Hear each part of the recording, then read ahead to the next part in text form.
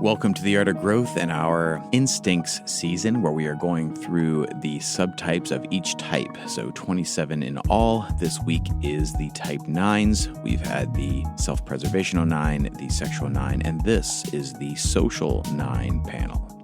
To remind ourselves of the terminology, the subtype is your dominant instinct combined with your dominant type, which is why this is the social 9 type podcast. We are also discussing the sequence of the instincts in each of these episodes, how we relate to, which is a good way to describe it, our relationship to each of the instincts. Our dominant, which we tend to overuse, our neutral, which we just tend to use, and then our repressed, neglected, or resisted, which we tend to underuse and need to develop a bit more. So to find out your instinctual sequence, you can go to www.theartofgrowth.org, take our instincts test. It's free on the front page, and that will help you figure some of that out. So we hope you are enjoying this season, and of course you can reach out to us if you have questions or you're interested in coaching for yourself or your organization. But for now, let's get into it with this panel of social 9s.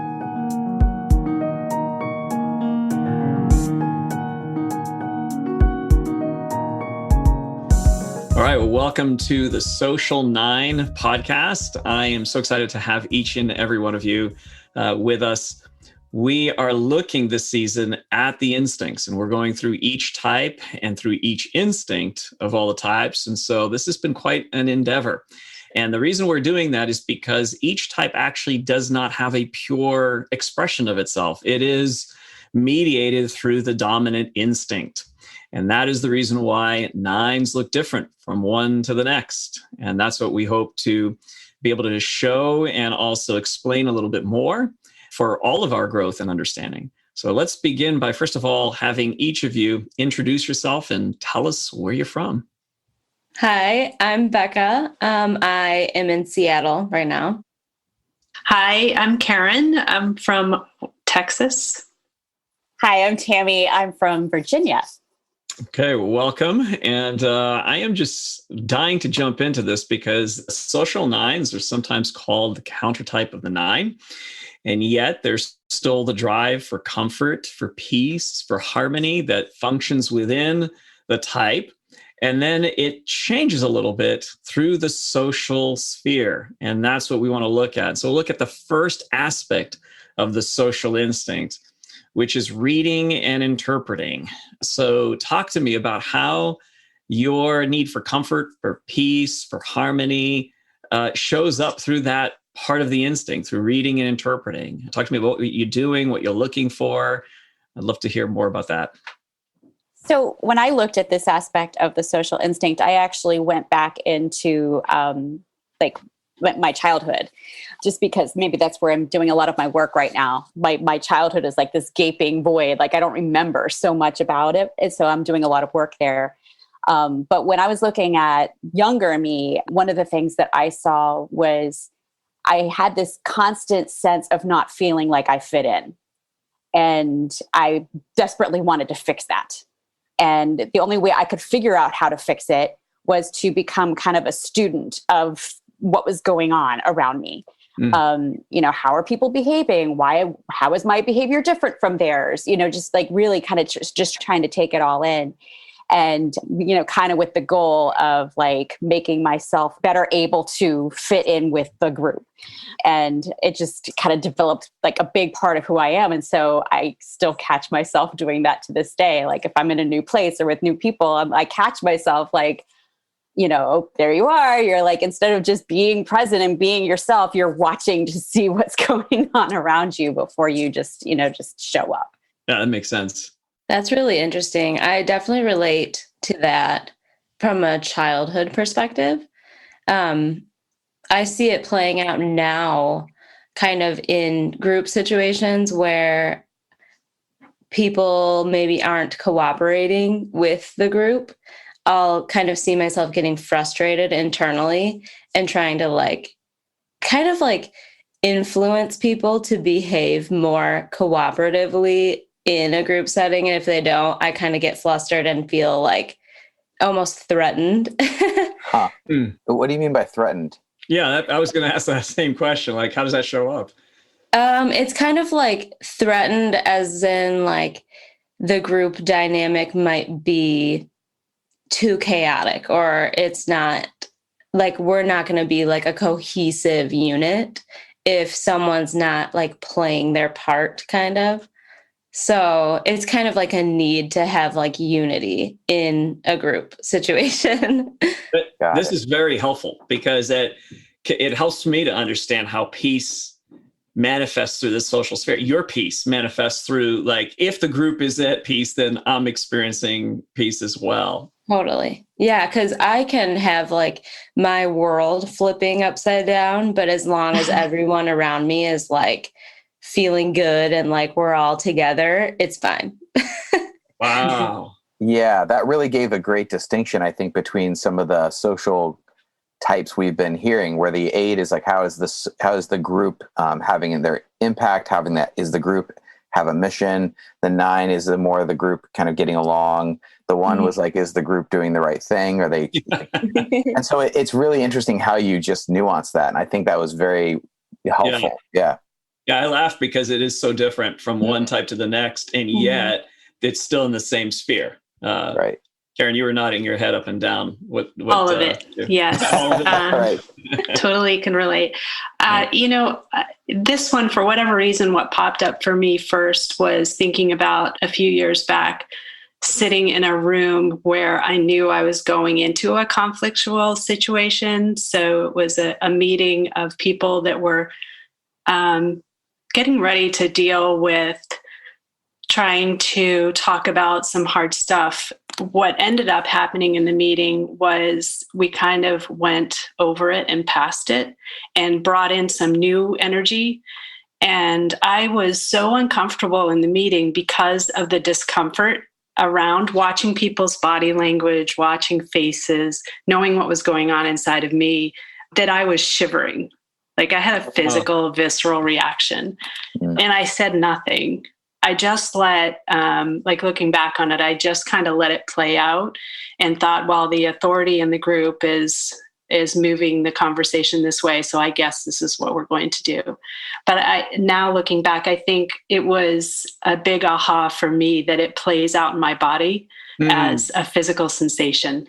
Okay, let's go there. This is so fascinating because as a body type, you're a 9, you're a body type, even in the social sphere, which tends to be more like observing what's happening in the nebulous world of people.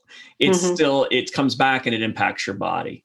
Is that, I'd love to hear from the other two. What's that like for you? Do you feel it in your body? You feel it elsewhere? I so relate to what you said about shivering. I'm like, I laughed when you said that because I get this, like, it really is like a shiver. Like if I'm like super frustrated or I feel like an energy surge in me, which doesn't really happen very often. So if I'm feeling like uncomfortable or like charged, I do get that like shiver. And it's like kind of it actually is like in your core, like in your gut kind of. So I totally relate to that. It's funny hearing someone else say that.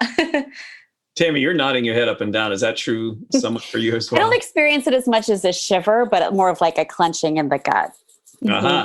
So the feature of the 9 being you're looking for comfort, peace, happens for you when the group is at peace. One of the things you said that was interesting to me at one point, Becca, was when I'd asked you about conflict, do you avoid conflict? And this was in our typing interview a long time ago.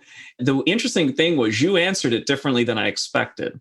And your response was, no, it doesn't. It's not like it troubles me the way I would, something like that. I'm putting words in your mouth, but there was this sort of like, no, that's not the problem. And then I have a problem if it's a conflict with me, but not when there's necessarily a conflict in the group, because I feel like I can solve that. I'd like you to say it in your words. Is that true for social 9s in general? I'm curious.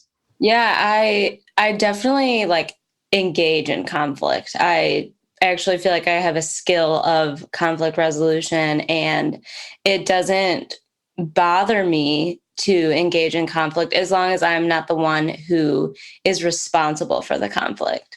So like if I have to confront someone about something that's bothering me that they did to me, like a personal issue, then it's hard because that's like, oh, well, maybe I'm gonna like break our relationship because of something that I feel like maybe I deserve. Like, I don't know, say someone does something to me, hurts me, and I'm like, well, I can just deal with it because I don't want to like hurt our relationship by bringing this up. But if my friend was like, so-and-so did something to me, I would say, well, that's worth going through that conflict with them. And I could go with them through the conflict. Does that make sense? Makes a lot of sense. Yeah. What about you? 100%. First of all, there's this definite screening process. Like, is this conflict is the potential outcome worth what I have to go through Sure. to engage in this conflict? But one of my great loves is running support groups. And sometimes conflict comes up because people have different points of view. And I feel very comfortable in that aspect, just because, like Becca said, it's not about me, and I can use skills that I know that I have to almost kind of like be almost like a conductor, to bring this person in, and sensing like what's going on with that person and bringing that out and pulling it all together somehow.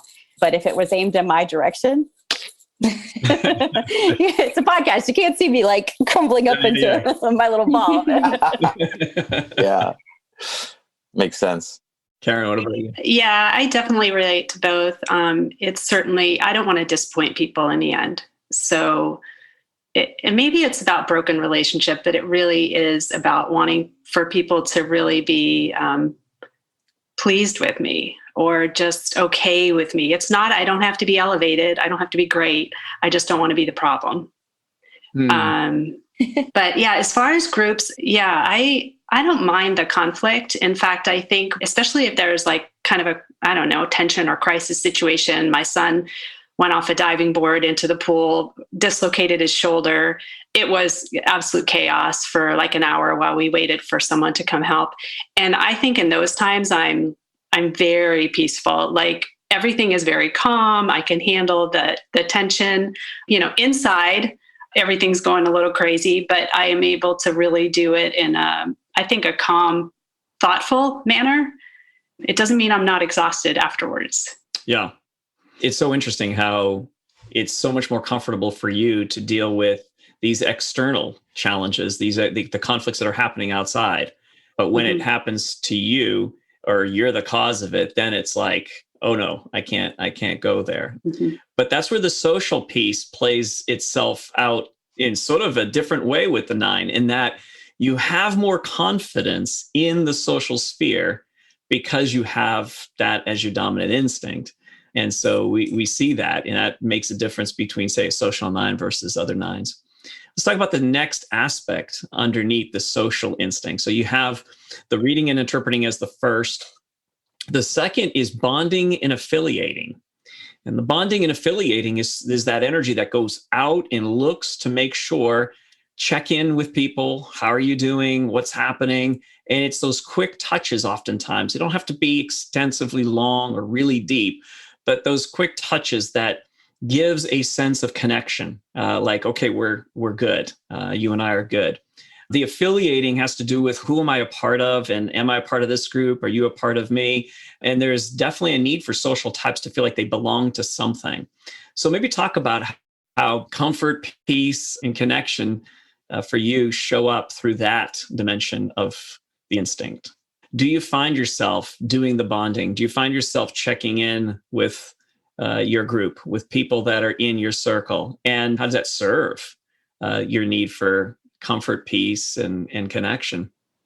I definitely find myself doing that. I run a worship team. I'm kind of a co-leader with someone. He's a 7 actually. And he's just like a huge visionary, like always like, what do we do next? Like, how are we going to move this forward? And I'm always like, okay, so-and-so looked a little uncomfortable today, and we need to like make sure they're okay and figure out why. And so, yeah, I definitely see that playing out through making sure that people are feeling good and doing well on the worship team. So if people feel like disconnected to me, it's very uncomfortable. So I'll kind of chase them down and see how they're doing, I just started co-leading a group study, and my partner is a one. The group of women that we're leading, it's kind of like a fusion of two sort of separate groups. And it was just very interesting to see how it played out, because my co-leader, she's, like wanting to know, like, okay, this is the time that we need to have this done, and boom, boom, boom, boom, boom. And I'm like, but how are we going to bring everybody together and make them feel connected? It was just very interesting to see how, and she kind of laughed at me. She's like, well, that's kind of your thing. I'll leave that to you. Yeah. But that was my primary concern was, and maybe because knowing that my one teammate would take care of all of the logistics, but just making sure that everyone felt like they could be heard and like they were all just as important, regardless of like what group they came from, like that they would all feel just as welcome as the next person. Yeah. As someone said to me, that belonging expresses itself for them through the social instinct. Like, I want to feel my sense of belonging in a group. Does the group receive me, accept me? Do I fit here? And so then my attention goes out to see who isn't fitting in and wanting them to fit in and feel that sense of belonging as well.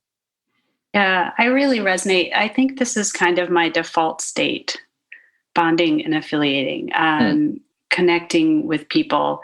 It's my go-to in any situation where, whether it's with friends that I know or don't know, I will just look to do one-on-one connection. It's not intimidating to me. It's kind of my comfort zone.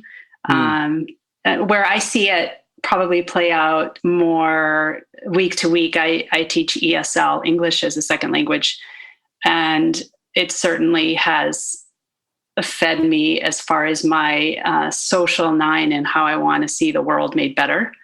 But it's also just being in a classroom. My priority is relationship over everything else, and making sure people are heard. And it's the place where I most am self-forgetting, not in a bad way, but in a good way, where I'm not so self-conscious, I guess would be the word.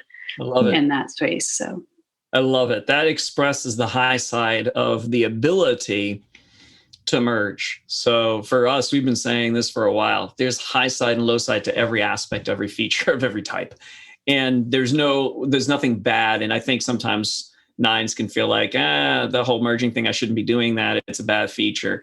And it isn't if it's not driven by the compulsion, which of course happens a lot, right? But there's also the high side, which is your capacity to lose yourself in a good way inside the group and to serve the group, at your best for their good. So I love that. Please talk about that merging piece, Tammy or Becca, on, that part of it, how that works itself through even in the bonding and affiliating.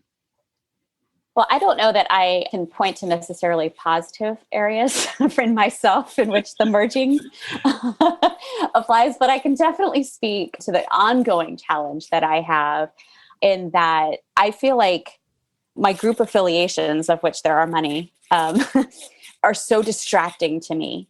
And I literally lose myself in all of this stuff that I have going on outside my own world. And it really holds me up from being able to move forward in my own life. And trying to figure out, I'm at a stage in my life where my youngest reached kindergarten this year. I have 4 children, and everything kind of got a little quirky because of COVID. But, this was supposed to be my year that I was supposed to launch into my next greatest thing. And I find myself still tending to these groups and all of these things that I've built up in my life. And I'm not able to even get quiet enough to be able to do what is for me very hard work of like, what do I want? Like, where am I going? What do I want to do? And a lot of these things just end up being distractions. Yeah, Becca. Totally. Well, I think that the affiliating is very important. To me, it's a huge aspect of my relationships. I think when I find that I have something in common with someone else, that feels like it kind of propels my relationship to the next level. It's interesting because my older sister is a 4 and she's like the opposite of that. She's like, I don't want to have anything in common with people. And I kind of like modeled myself after her growing up. And after learning the Enneagram and doing a lot of self-reflection and stuff, I realized I pretended like I didn't like to have things in common with people. And it was interesting. I was like, that's like so important to me in my relationships. I love having things in common with people. And it kind of just feels like I can do life with people who have like similarities with me. So yeah, I think that's kind of how it plays out for me. Thank you. I really appreciate, your openness. And Tammy, thank you for being as transparent as that with us. For a lot of nines, the merging, social nines, the merging takes place through the group. And because of that, they can take on the agenda of the group. And that's the way it displays itself. So while they may appear to be, wow, you're like goal driven, or you're achieving things, you're just constantly busy, and it's the losing of the self inside the group so as to not necessarily do the thing that is yours to do. And so I appreciate that transparency. Is that true also for you, Becca, and you, Karen, that you can pick up on the sort of agenda of a group and carry that forth with a little bit more energy than if it was just doing it for yourself? Definitely. Yes, completely. Sometimes I don't even know what I want. Like actually this year, this is why I said at the beginning, the pandemic has been kind of good for me because it kind of created enough space where I was physically not able to go anywhere. So I felt like there wasn't as much motion in my life. So I could kind of focus on what I needed and what I wanted. And I realized like it is so hard for me to figure out what I want. And it was probably one of the more difficult things that I had to do is deciding like the priorities in my life and what I wanted to pursue. And like Tammy said, like choosing which groups to tend to and letting those groups that aren't serving you go is like really hard. So it's like makes you have to rethink your whole self. It's very scary. Yeah. Well said. In a lot of ways, like I know how it feels to be left out and how devastating it is to me. And so when you said that bit, Becca, about like choosing which groups to let go, it feels like I'm leaving someone out.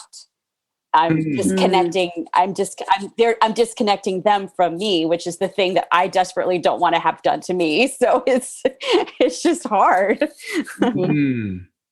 I completely relate to both of those. And it's funny to hear you both talk about groups, like the many groups. Like that is absolutely, I don't know how I end up in so many groups. I honestly don't. And people will see me as being, that's where I didn't feel like I was a 9 for a while. Sure. I thought, wait a minute, I'm super busy. I'm super active. I do not take naps. I don't like naps actually. And so you get involved in these groups and I find that they're so motivating to me and they're so much a part of creating like just a better world. And then I often feel like they all have great purpose that it seems like maybe I've lost my own purpose in that. I'm not always sure. I don't know. The merging piece is absolutely true until it starts to get to a point. And I think with anything where I'm going, wait a minute, is this what I signed up for? Was this why I was so excited about this to start with? And Tammy, I totally resonate. I think you said it too, Becca, when letting go of a group is, one of the hardest things. And just the language of that, just the idea that it feels like I'm having to, let them go. I'm disappointing them. When I actually go ahead and put my voice out there and say, this is why I need to step away, it's like, oh, okay. Yeah, I can honor that. There's no emotion from the other side. Usually I've built up a whole story in my head about how bad it's going to be before I do it. Yeah. And that's so true. You did the same. You built up a story, Becca? Yeah. Oh yeah. It's like, I believe it too. Like my husband he's super black and white and he's just like, why were you thinking all of those things? Like you just revved yourself up about this for no reason. And yeah, he's a really great person to bounce things off of because he's super just like, he's a 1 too. So it's just like boom, boom, boom, easy. And I'm like, so do you think that I should do this easily? And he's like, yeah, totally. Just, they won't care. I'm like, but all of these things, their emotions and their this and that. And it's a lot. This is where the 9 can overplay their negative impact on the world and underplay their positive impact on the world. And that shows through there, where it's, if I leave, then it's a disastrous effect. So yeah, I really appreciate that. Let's talk about the neutral. This could be interesting to help us too, in terms of how do you grow? So, is more integration of the other instincts, the more we grow. Which one happens to be your second, the neutral one, the one that doesn't create as many problems for you? And tell me how you use it. I can go first. I consider my neutral or my supporting instinct to be the sexual or one-to-one instinct. And this is another area in which I think I had a hard time identifying myself as a 9, understanding how the social instinct, that was number one, but understanding the role that sexual plays in just how I do things, that made a big difference for me too, because, as a leader, I do actually like to push boundaries sometimes. And, and a lot of it, I think, comes from that 9ness of just not like, I don't like being told what to do. And so a little bit of that is stubbornness. But, if I'm being given like a certain set of directives, I will sometimes try to change them up or push them, but only when I feel very comfortable doing so. Yeah. Okay. So there's always that caveat. And I tend to definitely back down if there's a lot of assertive energy in the room. But if I'm comfortable and the assertives aren't there or they're quiet, then I'll like lean in. Be like, can we do this differently? Do you feel like the sexual energy then gives you a little bit of that? I'm willing to push a little bit. Where do you think that comes from? The ability to push that and make changes despite your tendency towards comfort? Because I'll have a vision for what I feel like the group can be in my mind. Mm-hmm. And so it's still all like for the group, but it's in addition to wanting to make sure everybody's happy and comfortable and together, like where else can we take this? Where else can we take this for the benefit of the people who are here? Okay. Karen. Yeah, I definitely, the risk-taking piece for me shows up when someone's being excluded. It can be in a really small, like you're standing in a group and I would step across the circle of a people to move someone's shoulders to turn them to allow someone else to be in the circle. Like that's a simple way, right? But to step out and move across the room and actually physically move someone might be a little uncomfortable. But in that situation, I just feel more concerned about the person that's out than about being uncomfortable.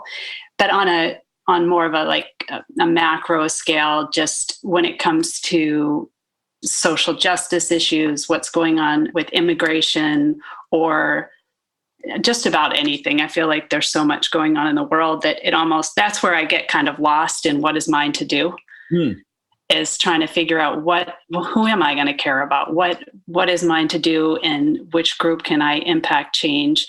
But I do see those situations as I watch other friends who will say, how can you do that? Or how can you stand out in front of a building or protest or hold signs or support someone that you believe in, and be willing to kind of cross what is the norm in where we live, especially where I'm coming from. I probably don't hold the dominant opinion, but I don't have an issue with standing out. It feels like the right thing to do. So it definitely is a risk-taking area for me that I feel very connected to, and it doesn't feel like an effort.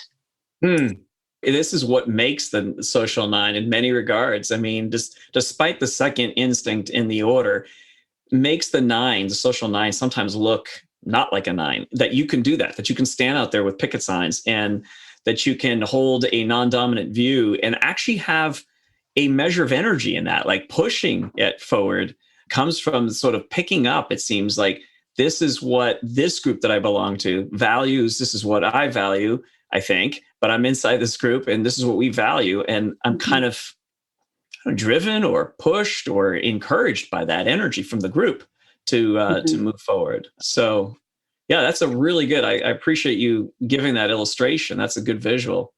Becca, what about you? As far as my secondary instinct, it's really hard for me to say, honestly. At first, I thought I was a sexual 9 just because of like the literature that I read and everything. So I don't know. It's hard for me to say, but I definitely relate to what Karen said about like if it's something that I feel very passionate about and it's like an instinctual passion, then I'm like super confident and I will put myself out there, especially, and also kind of like what Tammy was saying, like in a group setting where there's like an alpha, usually I'll kind of just be secondary. But if the alpha is doing something that's like inappropriate or harming others, I will be like, boom, in there challenging them. So I don't know, because I also have the self-preservation like tendencies of like making my home nice and making sure that my finances are in order and everything. But at the same time, I think my motivation for doing those self-preservation things is more group oriented. So that's like, it's still like self-preservation is playing out. The tendencies are playing out towards the group, not necessarily towards myself, because I actually like don't care about myself enough at all. So yeah, I think that self-preservation might be my repressed. So I would be willing to guess that sexual is my secondary. Let's talk about the neglected, the third. And that's the one that does tend to, or aspects of it do tend to be problematic for us. And so talk about that. How has it created? So 3 questions. One, which one is it? Which seems to be self-preservation for the 3 of you. But talk about that and talk about how it has caused problems for you, or in what way has it caused problems for you, and how have you grown through it, or how are you trying to grow through it? So talk about those 3. Well, I kind of mentioned this earlier about how the pandemic propelled me into this like season of self-care. I think what I realized is that I really tripped myself up by not taking action for myself.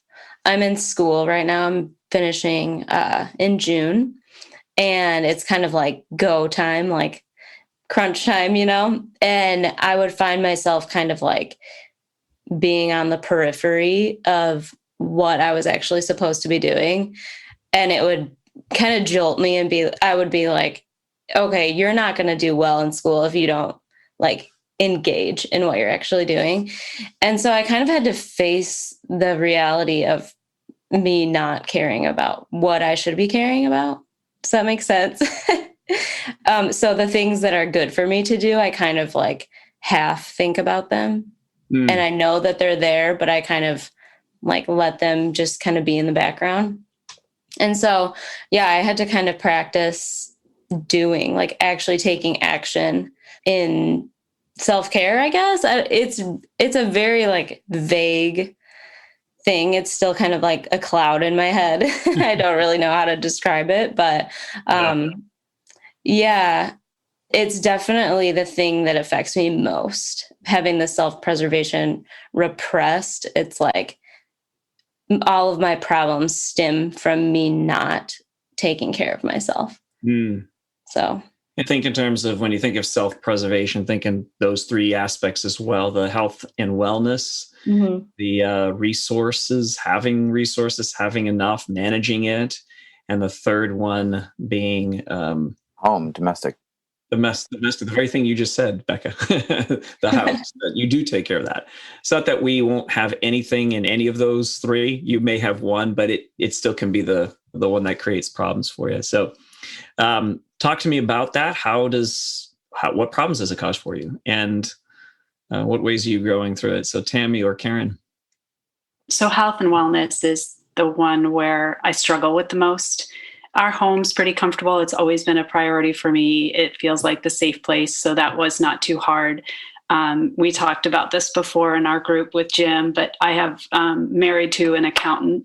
So the financial wellness and that piece, I probably merge a little too much, and we work at that as a couple. I take on things just to have some doing in it and some investment in it. And we've learned that over 25 years of marriage. That is a slow work in progress, even still. But the part that was more of an aha for me, I always thought I was pretty healthy. When Becca was saying, I don't really even know what this self-care thing is, I totally relate to that. It seems nebulous. Like, I don't know. I don't know what self-care looks like. And I've had some digestion issues, which is all this body stuff and I'm sure it's all connected to some of the stuff I'm just uncovering about what I'm supposed to be doing at this point in my life. But it turned into something that is autoimmune related. And it's kind of sent me on a path of being sort of forced into dealing with myself and saying, okay, what is going on in here? What I didn't expect is, and I'm grateful for, is I love research. I don't know if that's a 9 thing, but I love going deep into something, especially if it's not the thing I'm supposed to be focused on at the time. So podcasts and books, and I just will go all in on that. But it has been a really good thing for me to put aside what I find my social self wants to focus on, which is kind of justice issues. And there's so many books out there right now in theology, and that's an intersection that I'm really interested in. And to push that aside and say, no, actually, I need to look at myself. And so really trying to understand how my body works and working with a nutritionist and a coach. I'm fortunate to be able to do that. And for the first time, I think starting to own it, which for me is when it came to, I don't know, doctor's visits, exams, everything, I had no idea. When was your last blood test? I would have no idea. And having to actually create a file and take notes and connect my doctors and be a self advocate is new for me and really good. And I'm just starting. Wow. Thank you. That's really good. Tammy, I saw you nodding your head at one point. I know. I was like, oh, I need to stop, because I find myself kind of like, oh my goodness. And like, I feel so much compassion, Karen, for what you've been going through. But at the same time, I'm like, oh my gosh, this is my life. So I apologize if I was not emoting here on screen exactly what was going on. But so this whole self-preservation thing just kind of makes me laugh. Because I got slammed in the face with the fact that I had a self-preservation problem before I knew what the Enneagram even was, much less the self-preservation instinct. And that was when, a couple of things kind of happened more or less around the same time. One was that I was diagnosed with a mental health disorder that did not have any medication or, any known treatment. And so me, who, wore it as a badge of honor that she didn't take care of herself, had to learn how to do this thing called self-care. And that's when I found out that just the words self-care just kind of drove me nuts. Yeah. Oh, please don't say that. It's like fingernails on a chalkboard. Then I'm like, maybe we have a problem here if we're feeling so allergic to this whole idea of taking care of ourselves. And then I started to notice that people in my life who, were really, really good about self-care kind of drove me nuts. Oh, they're so selfish. They have to go to bed at this time, but, when other people might want to hang out with them or any of these things. And then I realized, again, that I was the one with the problem, not them. And I had to do something about it. So that's why it kind of makes me laugh, because I'm like, oh boy, this is where we get to get really kind of not so good in my personal history. But one of the things that I've had to learn, and Karen, you use the word becoming your own advocate. that's it right there and that's, I think, really hard for 9s in general. And especially if you do like repress this self-preservation instinct, it almost seems antithetical, like to just like the way that I do life. I do have to say, though, on a bright note, I'm very proud. I mentioned earlier that I have 4 kids, and I kind of tell people that one of the greatest gifts that I have, getting into the idea of like resources and practical know-how, of which I really don't have much. But one of the greatest gifts I've given my 4 kids is the fact that they've had to learn to do things because their mother doesn't know. That's fantastic. You raised them by not raising them. Just good parenting advice. Exactly. Teach them to be self-learners, right? Exactly. Yeah. So no, we just spin it and do it that way. They've had the opportunity to benefit from the area in which I am most challenged. Yeah. I still love how you've explained that, how you describe what's going on with you, and that self-care feels very selfish, and that in this sense, the social and the sexual instinct do not help the 9. It helps the 9 actually be even more 9ish in some respects by not taking care of yourself and your priorities. So in some senses, this was fascinating about the instinct. In some senses, it counteracts the type. In some cases, it actually enhances or enables parts of the type that aren't working real well. And so, yeah, the self-care is a tough thing, even for self-pres 9s. Interestingly enough, it's like self-pres 9s learning how to take care of the self in a healthy way, as opposed to in a way to narcotize, to dim the lights a little bit so as not to feel as much. And so the little that you're doing there is like to be celebrated. The little that each of you are doing in the area of self-care is to be celebrated because of how much work it takes to do that kind of work. So I just want to say, a huge thanks to you for being so open, transparent, and sharing some deep insights and helping us to understand more about the 9 and the dominant instinct, the social aspect of the 9. So deep appreciation from me for being on this podcast and for sharing with us. Thank you. Absolutely. What you gave us is a gift of insight into understanding people that we love that are like you, who see the world from this perspective. And so it is an absolute gift of your time that you're giving to a lot of people so that they can better love those around them. And so thank you so, so much. It's amazing to have all of you, and we will talk to you again. Okay. Bye. Bye. So thanks again for joining us this week. Huge props to all of you who are keeping up with all of these episodes and diving into this learning with us. Your friends, family, co-workers will thank you, because you will expand in your capacity to relate to them and understand them, and to understand yourself, as we talk about in our group coaching, where we spend a whole month on these stages of self-knowledge and self-observation and transformational habits. This is an important part of developing that knowledge piece so that you can develop the self-observation piece where you see yourself being yourself in real time. So well done for digging in and diving deep. If you're interested in having us work with your organization to do some coaching training so that your team can work together more efficiently and enjoyably, please reach out to us at www.theartofgrowth.org, and you can set up an exploration call with Suzanne to learn about that. If you want clarity around your type, you can set up a discovery session with Joel or I, which is a 90-minute session where we ask you questions and get to know you through your story, and then show you how your type is showing up in your story and what your next steps will look like. Like I said before, if you don't know your instincts and your instinctual sequence, take the test that's at www.theartofgrowth.org.